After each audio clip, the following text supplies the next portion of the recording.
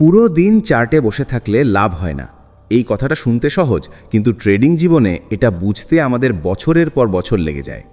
অনেকেই ভাবে যত বেশি সময় স্ক্রিনের সামনে বসে থাকব তত বেশি সুযোগ ধরতে পারবো, তত বেশি ট্রেড করব আর তত বেশি টাকা আসবে।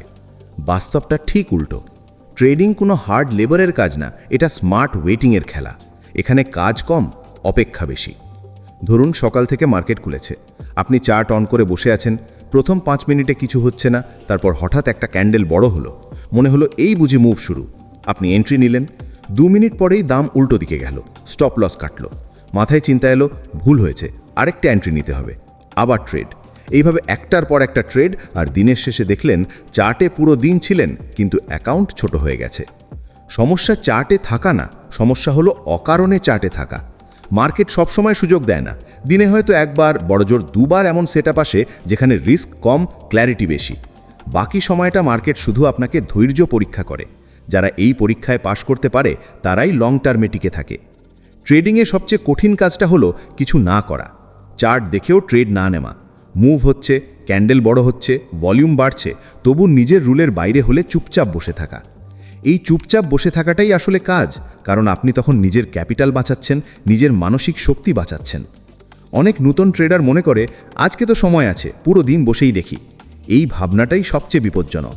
পুরো দিন বসে থাকলে চোখ ক্লান্ত হয়, মাথা ক্লান্ত হয়, আর ক্লান্ত মাথা কখনো ভালো ডিসিশন নিতে পারে না।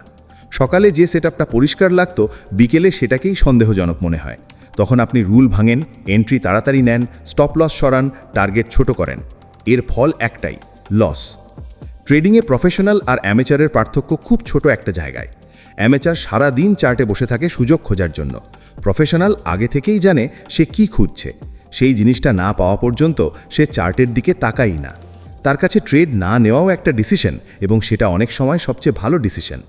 ভাবুন তো, একজন শিকারী জঙ্গলে সারাদিন দৌড়ায় না, সে জানে কোথায় শিকার আসতে পারে।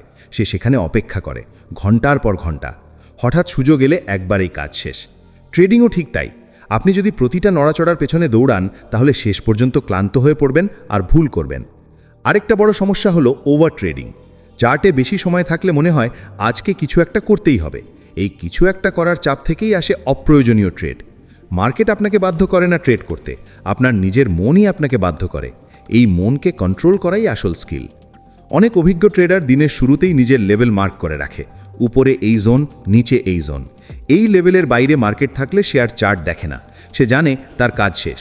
সে হয়তো বই পড়ে, হাঁটতে যায়, চা খায় বা অন্য কাজে মন দেয়, কারণ সে জানে চার্টে তাকিয়ে তাকিয়ে কিছু হবে না। অপেক্ষা মানে অলসতা না, অপেক্ষা মানে প্রস্তুতি। আপনি যখন ট্রেড নিচ্ছেন না, তখনও আপনি শিখছেন মার্কেট কিভাবে রিয়্যাক্ট করছে, কোথায় ফেক মুভ হচ্ছে, কোথায় ভলিউম আসছে। কিন্তু এই শেখাটা দূর থেকে দেখা শেখা, ঝাঁপিয়ে পড়া না। অনেকেই বলে আমি তো চার্টে বসেই থেকে শিখছি। সত্যি কথা হলো আপনি বসে বসে শিখেন না, আপনি রিভিউ করে শেখেন। দিনের শেষে আপনার ট্রেডগুলো দেখেন, কোনটা কেন নিলেন, কোনটা কেন কাজ করলো না। এই জায়গাতেই গ্রোথ। সারাদিন লাইভ চার্টে থাকা শুধু আপনাকে ইমোশনালি ড্রেন করে। একটা ভালো ট্রেডিং দিন মানেই অনেক ট্রেড নেওয়া নয়। অনেক সময় সবচেয়ে ভালো দিনটা হয় সেই দিন যেদিন আপনি একটাও ট্রেড নেননি, কারণ কোনো সেটআপ ছিল না। সেই দিন আপনার ক্যাপিটালও যেমন সেফ থাকে, তেমনি আপনার আত্মবিশ্বাসও সেফ থাকে।